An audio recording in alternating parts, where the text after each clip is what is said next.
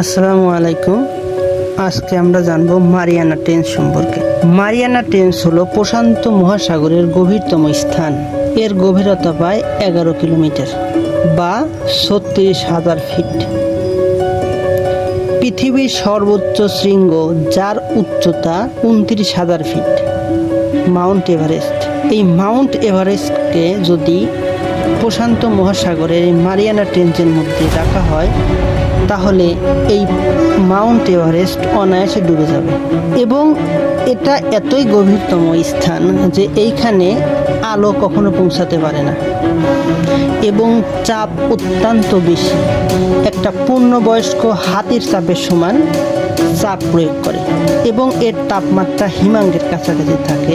তারপরেও এইখানে কিছু অদ্ভুত প্রাণী বসবাস করে অনায়াসে। অ্যামফিব, ছোট চিংড়ির মতো প্রাণী, এই প্রাণীগুলো এখানে বসবাস করতে দেখা যায়।